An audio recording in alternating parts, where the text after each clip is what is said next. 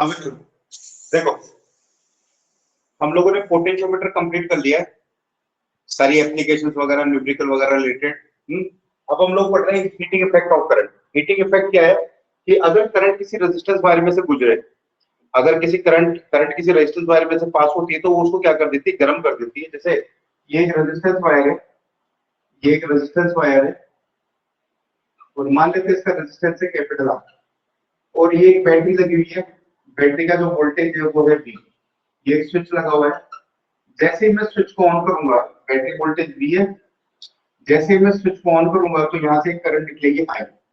अब I current निकलेगी तो ये जो रेजिस्टेंस है, रेजिस्टेंस वैसे तो पूरे वायर में ही होता है, वो तो अपन इस जगह दिखा देते हैं उसको, पूरे वायर में ही होता है। तो ये वायर है ना, जिस जगह रेजिस्टेंस है, मतलब पूरा वायर ही गर्म होगा क्योंकि पूरे वायर में होता है रेजिस्टेंस। तो ये जो रेजिस्टेंस है ये क्या हो जाएगा, ये हीट अप हो जाएगा, गर्म हो जाएगा, और ये जो है गर्म होके हीट एनर्जी देगा अपने को। तो इसको बोलते हैं हम लोग हीटिंग इफेक्ट ऑफ करंट। क्या है हीटिंग इफेक्ट कि अगर current passing through a resistance wire it get heat up, ये हीट अप हो जाता है, और इसी को बोलते हैं हम लोग हीटिंग इफेक्ट ऑफ करंट। मतलब करंट के अंदर इतनी एबिलिटी है कि ये क्या कर सकती है, रेजिस्टेंस वायर को गर्म कर सकती है। अब सवाल ये उठता है कि ये गर्म होता क्यों है। गर्म इसलिए होता है क्योंकि रेजिस्टेंस का मतलब क्या है, रेजिस्टेंस का मतलब है करंट के रास्ते में रुकावट, obstruction in the path of current. तो होता क्या है कि जब इलेक्ट्रॉन ड्रिफ्ट वेलोसिटी से चलता है तो वो जो बाउंड चार्ज से टक्कर खाता हुआ चलता है वही क्या है, वही रेजिस्टेंस है। अब जब वो बाउंड चार्ज से टक्कर खाता है तो उसकी जो काइनेटिक एनर्जी है वो हीट एनर्जी के फॉर्म में क्या हो जाती है, लॉस हो जाती है, और वही जो है kinetic energy due to collision, ये है रीजन ऑफ हीट। जो हीट प्रोड्यूस होती है उसका रीजन क्या है, तो due to collision of electron with bound charge, electron की जो कॉलिजन होती है बाउंड चार्ज से, kinetic energy of electron convert into heat energy. तो वो हीट एनर्जी में क्या हो जाती है, कन्वर्ट हो जाती है। तो ये तो हुई वजह, ये तो वजह है कि रीजन क्या है हीट होने का। अब हीट का फॉर्मूला क्या है हम लोग देखते हैं। तो formula for heat produce, formula for heat produce, कितनी हीट प्रोड्यूस होगी। तो मान लेते हैं यहां से Q चार्ज निकलता है T टाइम के लिए, Q चार्ज निकलता है for time interval T, T time के लिए Q चार्ज निकलता है। तो ये जो है इस करंट को फ्लो कराने के लिए, भाई रेजिस्टेंस क्या कर रहा है, करंट को रोक रहा है, लेकिन बैटरी तो फिर भी करंट मार रही है। तो बैटरी जो वर्क करेगी वही हीट में कन्वर्ट हो जाएगा। तो वर्क डन बाय बैटरी ये निकालते हैं हम लोग, हीट क्या है, एनर्जी है, तो वही उसके कॉन्सेप्ट से निकलेगी work done bye battery. Battery कितना काम करेगी, तो बैटरी कितना काम करेगी, W इक्वल टू क्या होता है, W इक्वल टू क्यू भी। मान लेते हैं क्यू इसके अंदर से चार्ज क्या, चार्ज क्यू फ्लो किया इसमें से टी टाइम के लिए, तो W इक्वल टू क्यू भी। बट अपने को पता है I इक्वल टू क्या होता है, I equal to Q by T, और यहाँ से क्यू कितना आ जाएगा, Q equal to I T. तो इसमें पुट कर दो 14 फर्स्ट, इसमें पुट कर दो 14 फर्स्ट, तो यहाँ रख देंगे तो W इक्वल टू कितना आ गया, W इक्वल टू आ गया V आई टी, ये वर्क का फॉर्मूला है। And same work convert into heat, same work convert into heat, तो ये हीट का भी फॉर्मूला हो गया और वर्क का भी फॉर्मूला हो गया। Same work convert into heat energy, और इतनी हीट एनर्जी क्या हो जाएगी, प्रोड्यूस हो जाएगी। तो हीट का फॉर्मूला भी ये हो गया, H equal to W equal to V I T, ये फॉर्मूला है। सबसे पहला बेसिक फॉर्मूला आपको बैटरी वोल्टेज कितना है वो ले लेना है, बैटरी वोल्टेज कितना है वो ले लेना है, करंट कितनी है वो ले लेना है, और टाइम जो है वो टाइम ले लेना है, कितने टाइम तक करंट फ्लो करी, तो इससे आपको हीट एनर्जी का फॉर्मूला मिल जाएगा। तो देखो इसको जरा स्क्रीनशॉट लो।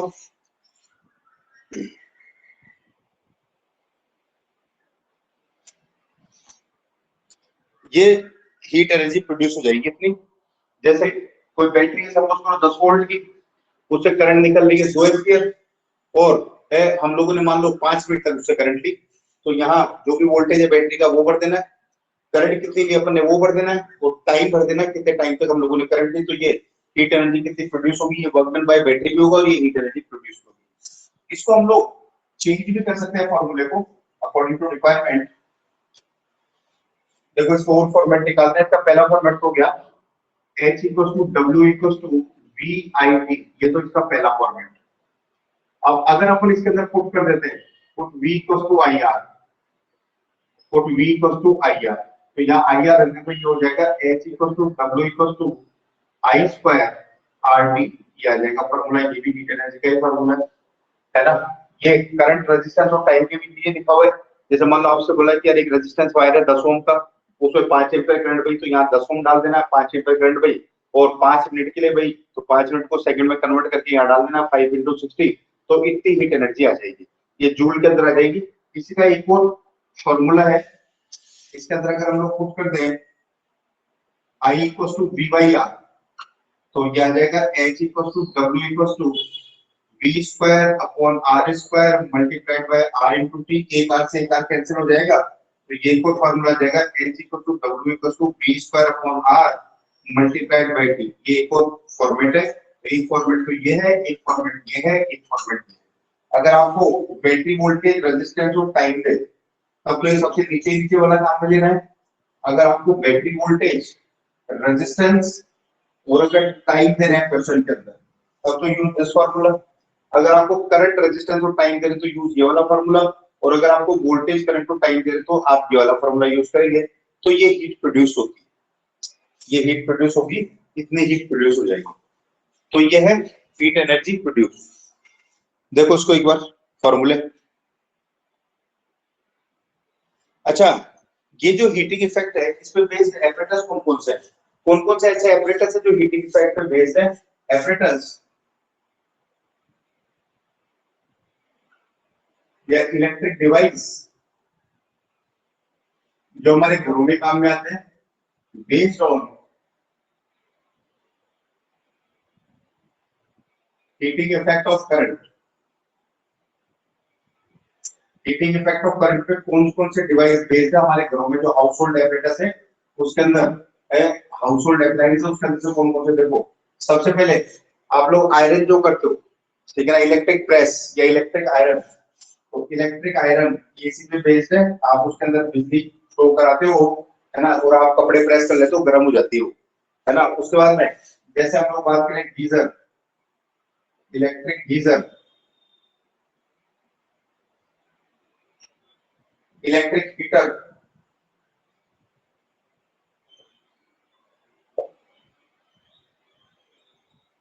इलेक्ट्रिक केटल भी आता है,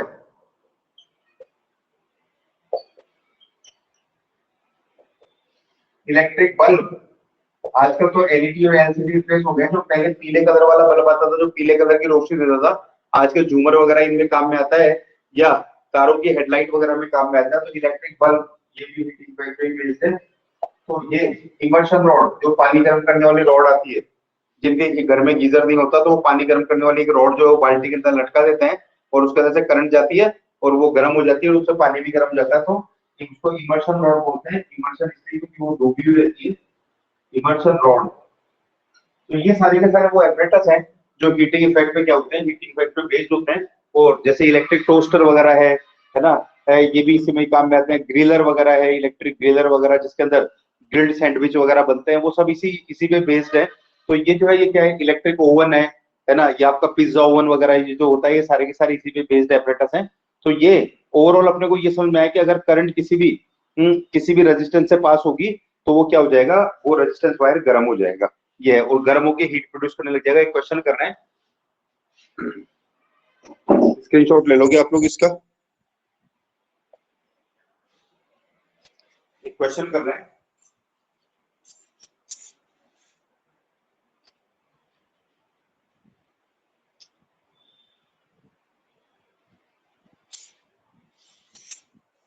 कि 5 ampere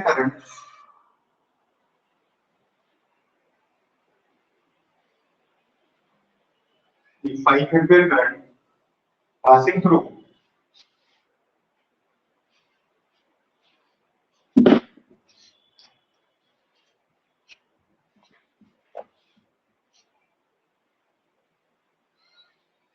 If 5 ampere current passing through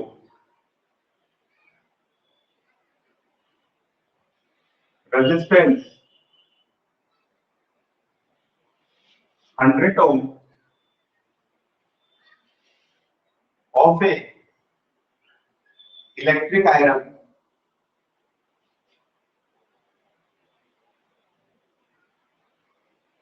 for 10 minutes, 10 minute के लिए पास होती है, फाइंड हीट प्रोड्यूस हम लोगों ने निकाल दी। तो करेंगे अपन अटेम्प्ट।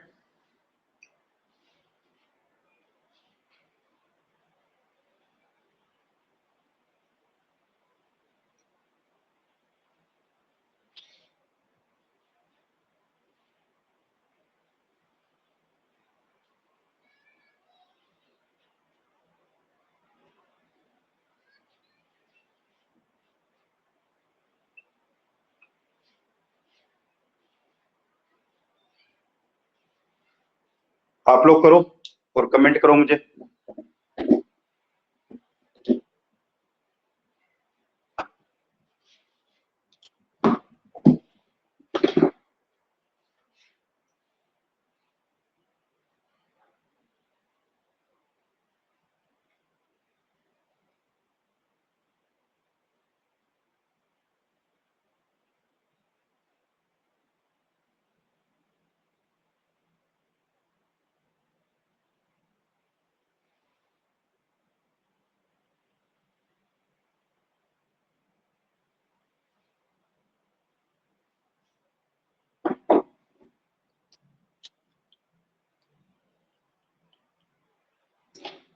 एक बार क्वेश्चन में इफ के आगे क्या लिखा हुआ है? If 5 ampere current passing through resistance, current की वैल्यू दी हुई है 5 एम्पीयर करंट।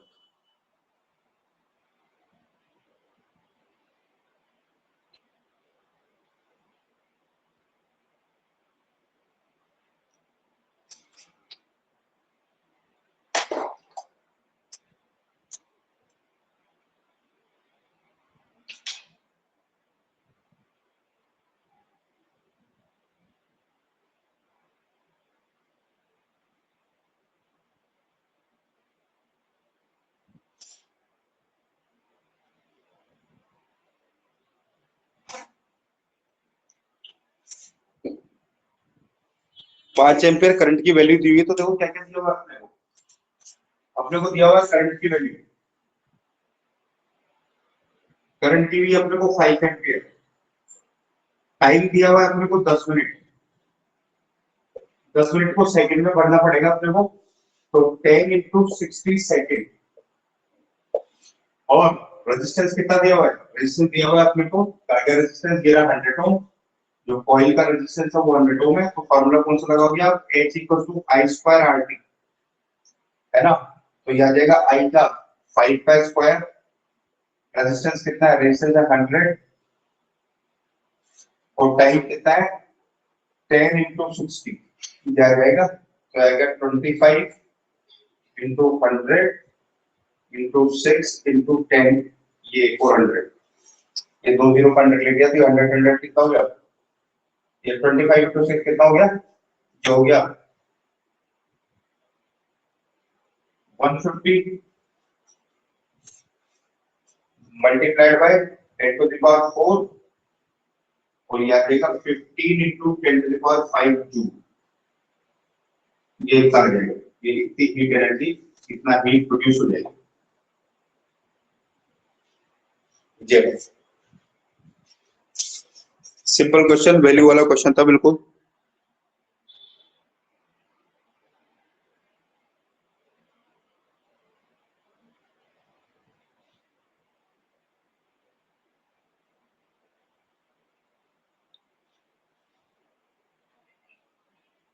हो गया, स्क्रीनशॉट ले लेंगे इसका।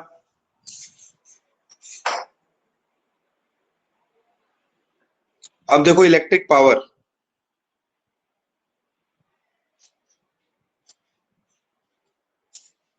नेक्स्ट देखो इलेक्ट्रिक पावर। खत्म हो रहा है चैप्टर थोड़ी देर में, मैग्नेट वाले चैप्टर चालू करेंगे इसके बाद में कल से। नेक्स्ट है इलेक्ट्रिक पावर।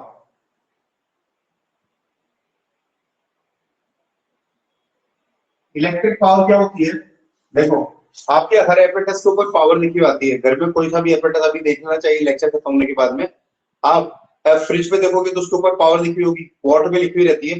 बल्ब पे देखोगे उसके ऊपर पावर लिखी हुई होगी। अपन बोलते भी क्या ये बल्ब जो कितने वॉट का है, बोले इतने वॉट का है, 60 वॉट का है, 40 वॉट का है, 10 वॉट का है ना।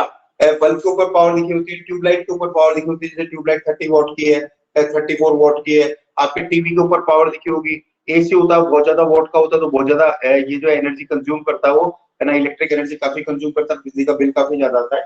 तो इलेक्ट्रिक पावर क्या होती है? कोई भी एपरेटस, कोई भी इलेक्ट्रिक अप्लायंस, कोई भी इलेक्ट्रिक एपरेटस, कोई भी इलेक्ट्रिक डिवाइस पर सेकंड कितना वर्क करके आपको दे रहा है, कितना वर्क करके दे रहा है, उसको हम लोग उसकी इलेक्ट्रिक पावर कहते हैं। तो इलेक्ट्रिक पावर क्या होती है? Electric power is rate to do work. Rate का मतलब डिवाइडेड बाय टाइम, कितने टाइम चला वो, कितना वर्क करके दिया उसने आपको। अलग अलग एपिटस आपको अलग अलग वर्क करके देते हैं। पंखा जो है वो आपके पसीने सुखाने के काम में आता है। पसीना, पंखा जो है वो घूम के वर्क करके देता है।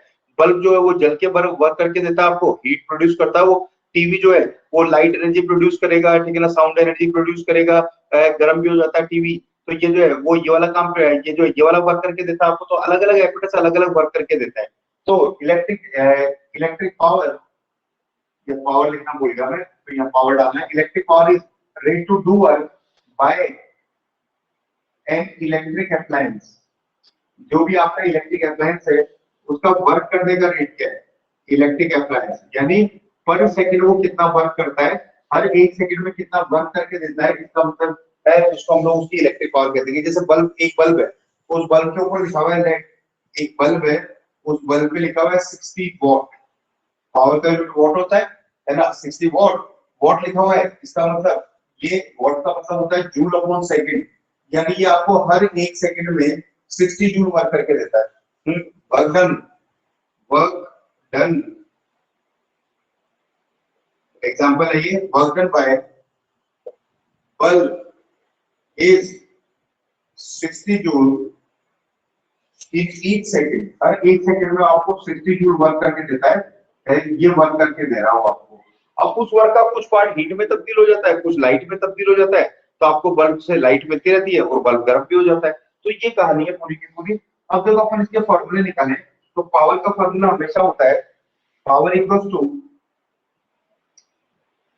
वर्क करने का रेट है ना, ये work upon time, work upon time. ये पावर के पावर का फॉर्मूला है, बेसिक फॉर्मूला। मैकेनिकल पावर में भी यही काम में आता है, मशीन वगैरह की पावर निकालते हैं उसमें भी ये फॉर्मूला काम में आता है, power equals to work upon time. ये फॉर्मूला काम में आएगा। और यानी P equals to W upon T। और पावर का यूनिट क्या हो जाता है? Unit of power, unit of power, power का यूनिट है, देखो ऊपर वर्क है यानी जूल, नीचे टाइम है यानी जूल अपॉन सेकंड। और जूल अपॉन सेकंड को बोलते हैं हम लोग वॉट। जूल अपॉन सेकंड, और जूल अपॉन सेकंड को हम लोग क्या कहते हैं? जूल अपॉन सेकंड को हम लोग बोलते हैं वॉट। और बिगर यूनिट क्या होता है इसके? Bigger unit of power kilowatt और मेगावाट। सुने होंगे आपके नाम, bigger unit of power. Power के बड़े यूनिट क्या होते हैं? पावर के बड़े यूनिट होते हैं किलोवाट। किलोवाट में होते हैं 10 टू द पावर 3 वॉट। और मेगावाट, मेगावाट में होता है 10 टू द पावर 6 वॉट। ये पावर के कंपैरेटिवली बड़े यूनिट है। अब पावर के फॉर्मूले देखते हैं हम लोग। पावर के फॉर्मूले क्या होंगे?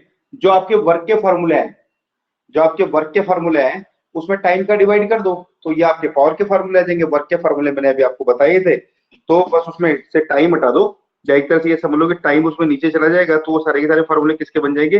पावर के फॉर्मूले बन जाएंगे। ये है।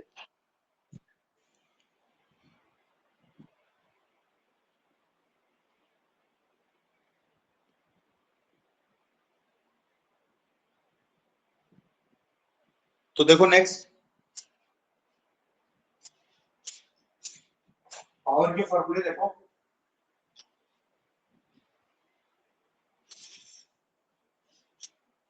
Formula for electric power. देखो अभी हम लोगों ने W के 3 फॉर्मूले निकाले थे। एक तो निकाला था W इक्वल टू VIT, एक निकाला था हम लोगों ने W equal to I square RT, और एक निकाला था हम लोगों ने W equal to V square upon R multiplied by T। इसमें से ये T उठा के W के नीचे डाल दो, ये T उठा के W के नीचे डाल दो, ये T उठा के W के नीचे डाल दो, तो ये आपके पावर के फॉर्मूले बन जाएंगे। तो देखो पावर के फॉर्मूले क्या बन जाएंगे, power equal to W upon T, ये पावर का पहला फॉर्मूला कितना VI, पहला formula P equal to VI, ये T नीचे आ जाएगा, W अपॉन T पावर बन जाएगा। दूसरा फॉर्मूला देखो I स्क्वायर R, दूसरा फॉर्मूला ये फर्स्ट फॉर्मूला, ये second formula P equal to W upon T, ये T उठा के इसके नीचे चला गया तो क्या आ गया I स्क्वायर R, ये दूसरा फॉर्मूला, और ये third formula power equal to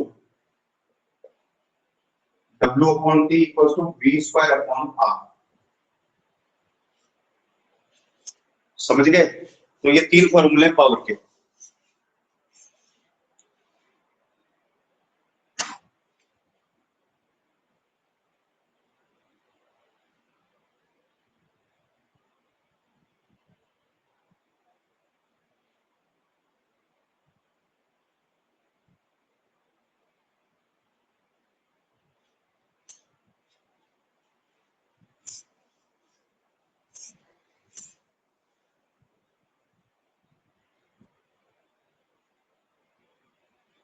और ये वाला जो फार्मूला है P equal to V square upon R, इस फार्मूले से हम लोग बल्ब का रेजिस्टेंस बनाते हैं। इससे हम लोग बल्ब का रेजिस्टेंस पता करते हैं। एक नोट डाल देता हूं, by using formula P equal to V square upon R, यहां से देखो R कितना निकल जाएगा, R निकल जाएगा V square upon P। So resistance of bulb is determined by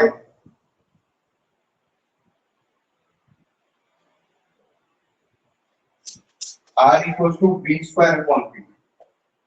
इस फार्मूला से बल्ब का रेजिस्टेंस निकाला जाता है। यहाँ पर V और P वो भरा जाता है, V जो है वो तो होता है रेटेड वोल्टेज और P होता है रेटेड पावर। रेटेड का मतलब जो उसके ऊपर लिखा हुआ है, रेटेड का मतलब जो लिखा हुआ है, एक formula R equals to V square P, V equals to rated power, मतलब जो वोल्टेज उसके ऊपर लिखा हुआ है रेटेड वोल्टेज, और P होता है रेटेड पावर। रेटेड का मतलब जो उसको रेट किया हुआ है, जो उसके ऊपर लिखा हुआ है। इस फॉर्मूले से हम लोग बल्ब का रेजिस्टेंस निकालते हैं। और एक और चीज यहां से दिख रहा है अपने को R प्रोपोर्शनल टू 1/P है, तो जिस बल्ब का पावर ज्यादा होगा उसका रेजिस्टेंस क्या होगा, कम होगा। आपसे पूछा गया 100 वाट का बल्ब है, एक 100 वाट का बल्ब है और एक 50 वाट का बल्ब है, बताओ रेजिस्टेंस किसका ज्यादा होगा? रेजिस्टेंस ज्यादा होगा किसका, जिसका पावर कम है, यानी 50 वाट का। तो देखो इस पेज को, एक क्वेश्चन करते हैं, स्क्रीनशॉट भी ले सकते हो आप चाहो तो।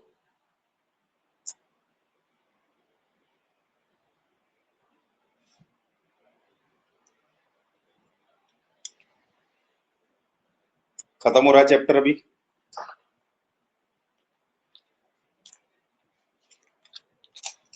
रेटेड पावर क्या होता है? रेटेड पावर, रेटेड वोल्टेज का मतलब है जो वोल्टेज और पावर बल्ब के ऊपर लिखा हुआ है।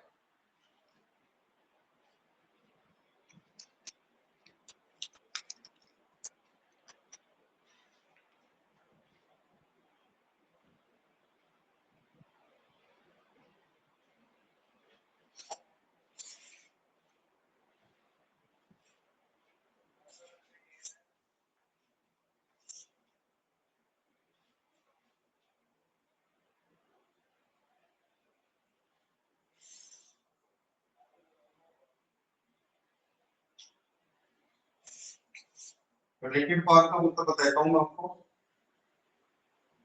रेटेड पावर भाई, एक तो बल्ब के ऊपर पावर कितना लिखा हुआ है उसको बोलेंगे अपन रेटेड पावर, बल्ब के ऊपर वोल्टेज कितना लिखा हुआ है उसको बोलेंगे हम लोग रेटेड वोल्टेज। तो वो तो लिखा हुआ है ना। अब आप अवेलेबल कितना कराते हो वो आप पे डिपेंड है। एक बल्ब पे लिखा हुआ है ना। मैं समझाता हूँ इसको। रेटेड पावर का मतलब है power return on the bulb, और नॉट फॉर बल्ब ओनली।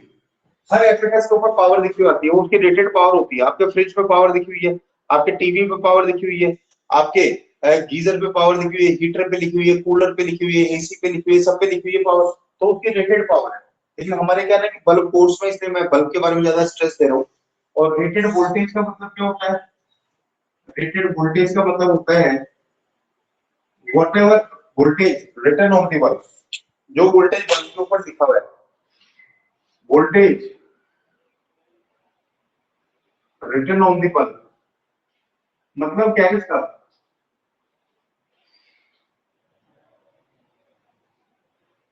है ना। देखो मैं बताता हूँ, जैसे ये बल्ब है, बल्ब आपको कैसे दिखता है? बल्ब दिखता है आपको ऐसा। ये बल्ब है, इलेक्ट्रिक बल्ब आपको ऐसा दिखेगा।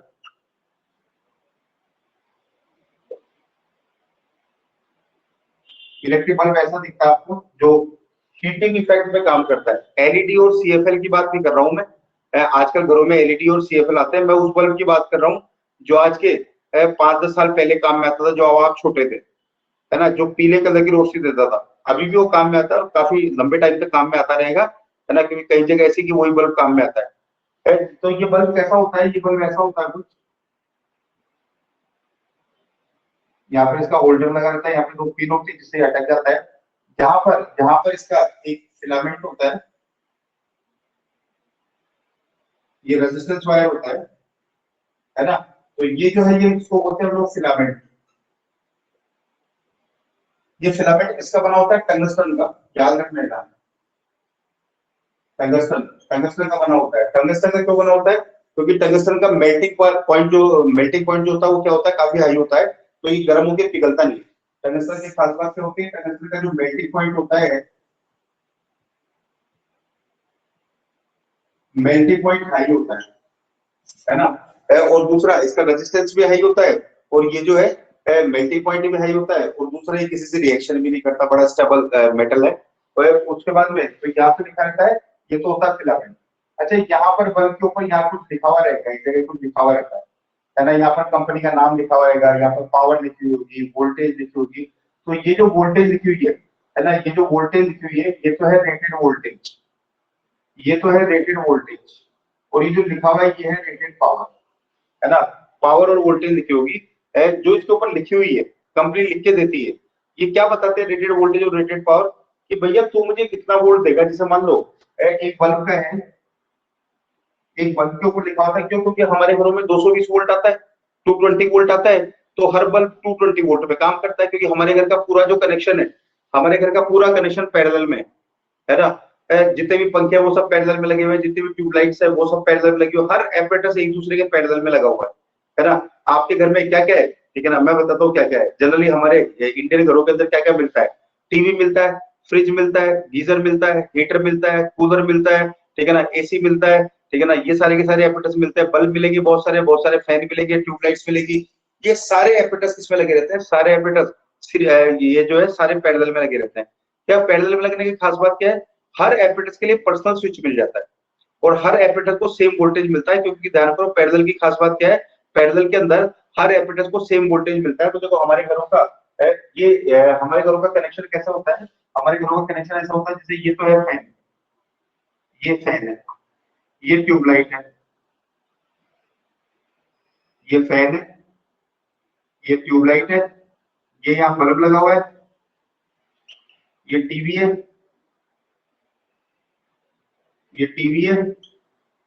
ऐसे इस तरह से मान लो यही है किसी घर के अंदर फ्रिज जो इस्तेमाल करते हो, कितने बनाओ तो बहुत सारे होते हैं एपरेटर्स, तो ये ऐसे होते हैं। और ये जो है, ये हमारे घर में जो 220 वोल्ट की एसी आती है, ये 220 वोल्ट का एसी आता है हमारे घर में, तो वो इस तरह से मिल जाता है।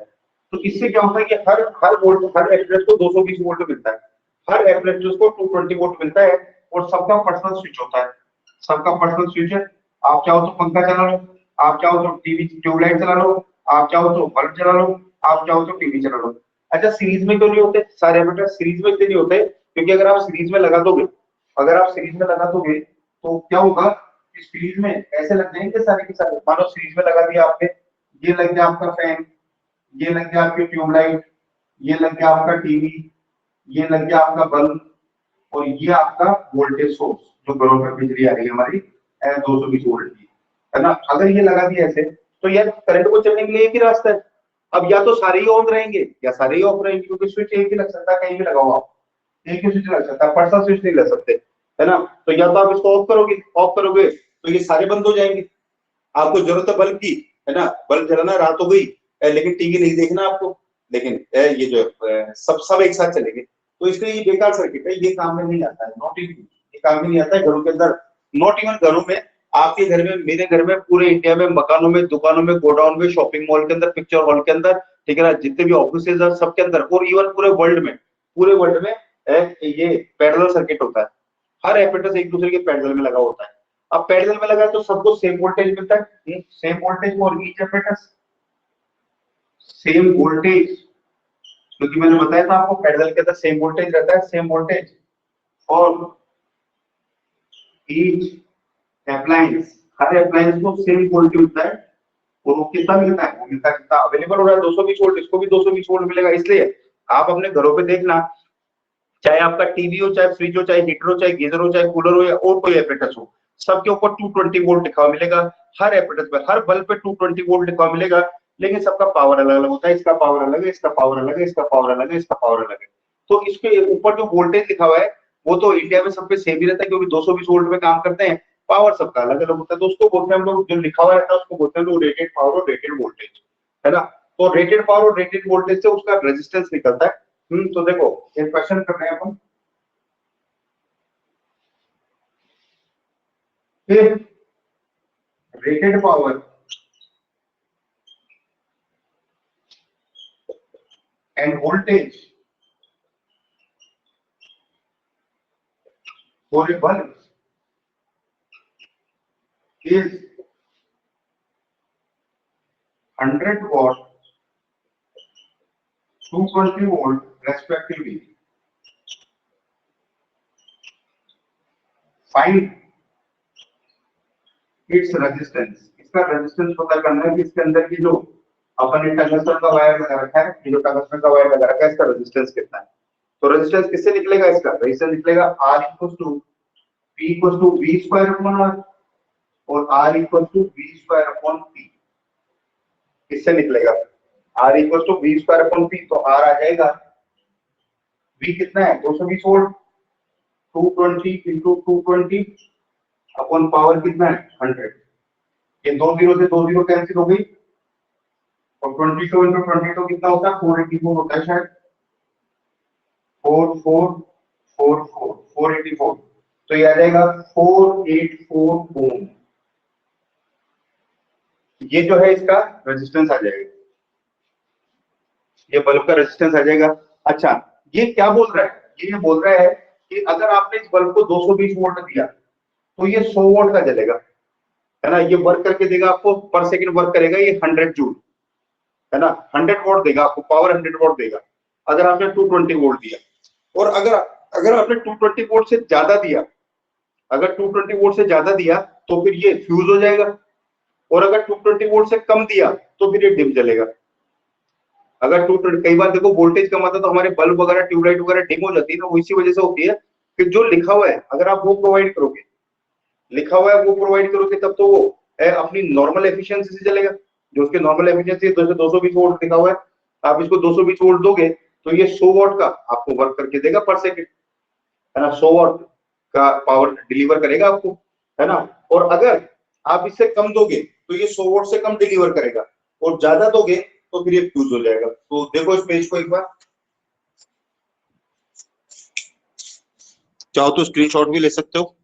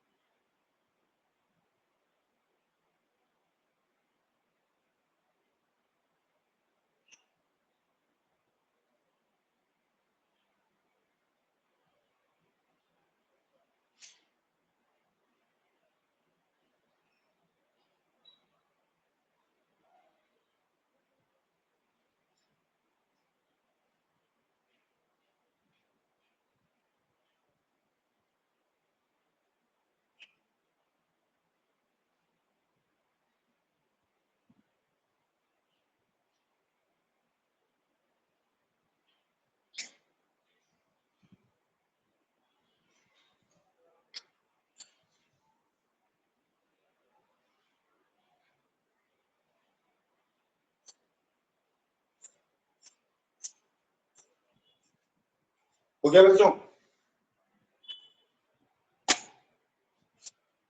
देखो नेक्स्ट देखो,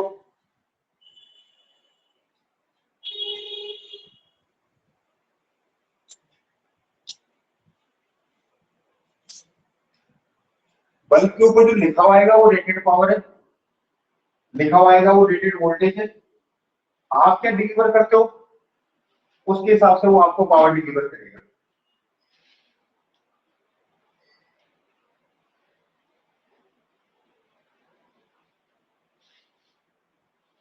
आपने एक आदमी काम पे रखा, आपको काम करके देता है वो, उसने आपसे ये बोला कि भैया मुझे सुबह 5 चपाती, शाम को 5 चपाती खानी है, तब मैं आपको 100 जूल वर्क करके दूंगा, है ना? तब मैं आपको 100 जूल वर्क करके दूंगा, मुझे 5 चाहिए, 5 सुबह चाहिए चपाती, 5 शाम को चाहिए। ये उसकी रेट है ना, काम करने की रेट है ये। तो मैं आपको 100 जूल वर्क करके दे दूंगा अगर तुम मुझे 10 चपाती रोज की खिलाओगे।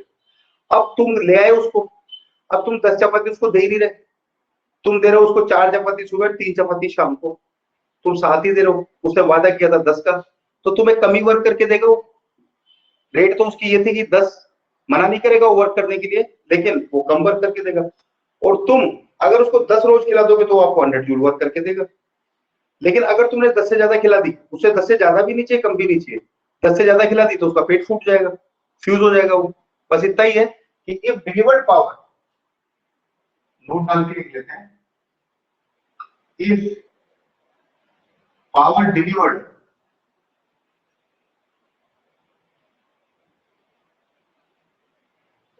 इक्वल्स टू रेटेड पावर, जितना लिखा हुआ है उतना दिया आपने,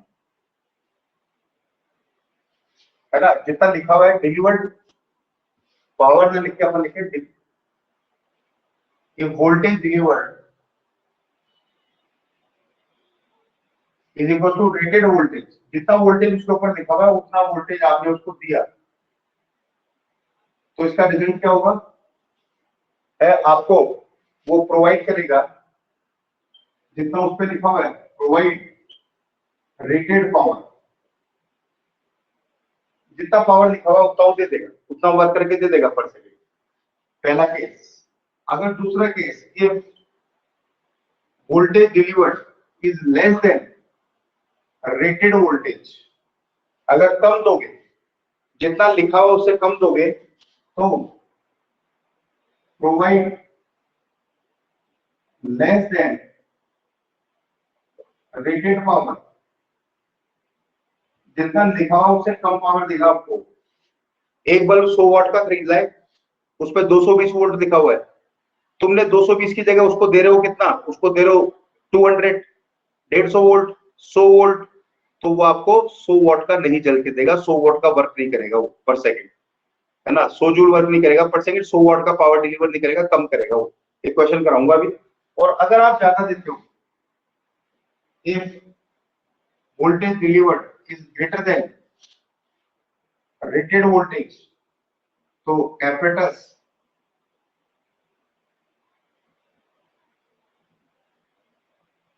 और जो भी अप्लायंस है या बल्ब है, और बल्ब विल बर्न, ये जल जाएगा। ये 3 के ध्यान रखना है। तो एक क्वेश्चन कर रहे हैं अपन, इस पे हो गया ये chapter. If rated power end voltage of A bulb is 100 watt, 220 volt, if it is connected by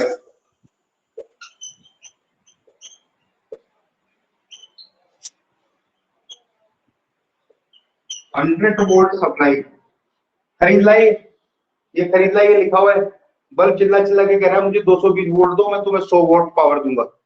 तुम मुझे 220 वोल्ट दो, मैं तुम्हें 100 वोल्ट पावर दूंगा। तुम मुझे खून दो, मैं तुम्हें आजादी दूंगा। तुम खून नहीं दोगे तो आजादी कहां से मिलेगी? वो कह रहा है कि 220 वोल्ट दो, 100 वोल्ट ले लो पावर मुझसे। अब तुम दे रहे हो उसको 100 volt, if it is connected by 100 volt supply, find power delivered by bulb.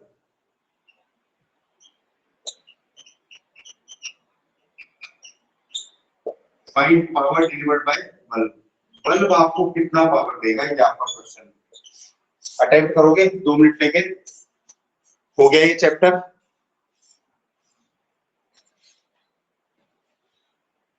ये क्वेश्चन करके अलविदा, गुड नाइट, शुभ रात्रि करेंगे।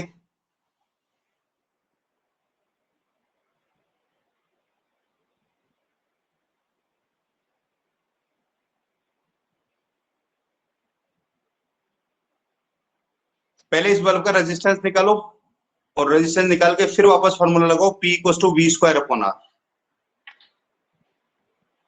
रेजिस्टेंस तो मैंने अभी निकाला ही था 484, वो निकला था। फिर वापस इस रेजिस्टेंस से पावर वाला फॉर्मूला लगाओ, जितना वोल्टेज आपने दिया उसके हिसाब से। रेजिस्टेंस हमेशा V²/P से निकलेगा, क्योंकि बल्ब जाके लगेगा पैरेलल में, और ये मान के बनाया गया कंपनी ने उसको कि ये पैरेलल में लगता है। सर 20.66 आ रहा है। कितना? 20.66। 20.66 मतलब 100 वाट का बल्ब 20.66 का रह जाएगा, केवल डिम जलेगा। यस।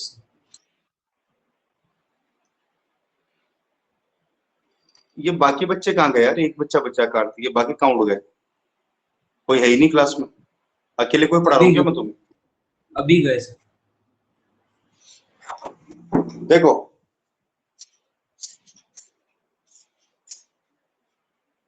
R कितना है, ये है resistance of bulb.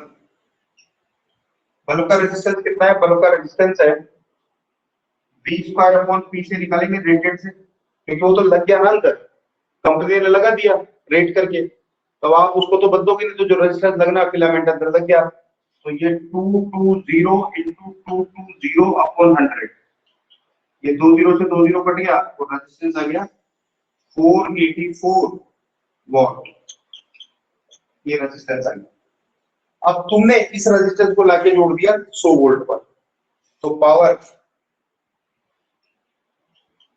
Delivered P = V²/R। तुमने कितना दिया उसको? 100 × 100/484। ये है क्या कार्तिक? ये किया क्या तुमने? Yes sir. तो कितना आ रहा है ये? 20.66। 20.66 वॉट। देखो कितना डिम जलेगा, कहा 100 वॉट का जलता और कितना डिम हो जाएगा, 20 वॉट का जलेगा, डिम लगेगा वो। ये है। तो ये डन है आपका लेक्चर। रिलेटेड न्यूमेरिकल करें, प्रॉब्लम पूछे, और ये करंट इलेक्ट्रिसिटी खत्म हो गया आपका। मैग्नेटिक इफेक्ट्स ऑफ करंट चालू करेंगे। तो bye bye, all the best, take care, have a great day, good night. Next class में मिलते हैं। स्क्रीनशॉट ले लो उसका।